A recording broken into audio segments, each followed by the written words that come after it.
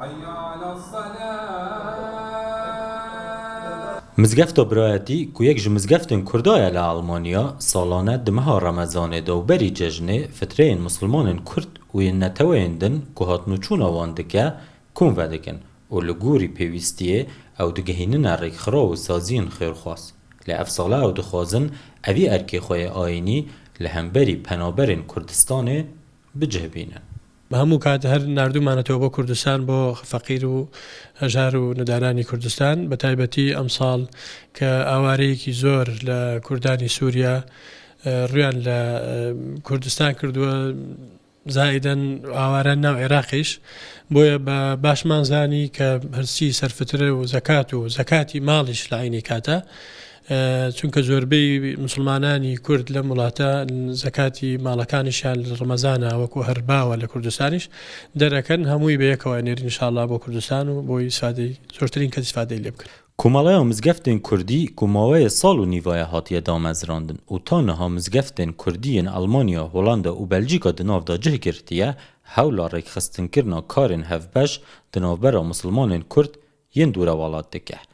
Di hevsala da bû fitreyan wan li ser heft euroya bû her kesekî li hev kiriye. پاره بیت کم کردن بیت مبلغی که مازن بگهیت دست یک دو کسان سه چهار کسا که استفاده جه ببینه بداری مثلا صدر ویران دو صد ویران پاره کم کم بچنه جها اف وقت مشروع اکمه هی کو پاشارو جو وصابید بس اف پارت کو ببری بگم هاتم کم کردن کو ما حتی بگمش پنج ورا حتی هفت ورا افصال بوینه هفت ورا زکات فتره تدا کم کردن ما جزء که دوا خلق کل ویری کو محتاج چن ساخه کش کردستانی هات ویری محتاج بوی چ طلبه کل ویری تخینید چ کسا که هات ویری مثلا الطلبه لجوء کری حقیقی تمام نورگرتی محتاج Kurdekî xelkê Hewlêrê û mawayê 20 sala li Almanya dijît mîna salên derbas bûyî dixwaze ev sala jî erkî xwe yê ayînî li hemberî hevneteweyên xwe yê welatên dayîkê bicihbîne. ئێمە هەموو ساڵێک لە جەژنانە بەتایبەتی جەژنی ڕەمەزانە زەکاتەکەمان کۆکەین ئیتر ئەبێتە مەبلەغێکی زۆر باش ئەینێرنەوە بۆ کوردستان ساڵێکیان مەسەن جلوبەرجی تازەشمان ناردووە بۆ خەڵکانی ئەوەی کەوا مەسەن ئەوەی کەوا هاتیوە مەسەن ئەوەی کەوا درامەتی نییە ئەوەی کەوا مەسەن بێکەسە تر بەڕاستی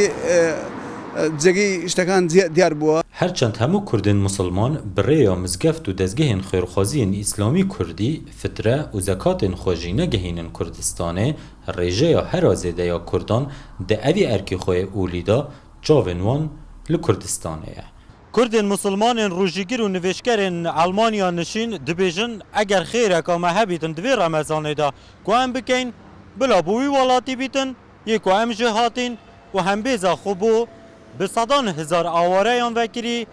û pêşmerge jî di sengerî dane beramberî hindek çekdarên bi navê îslametiyê şerê dikin. Zinarşîno, Rodaw, Almanya.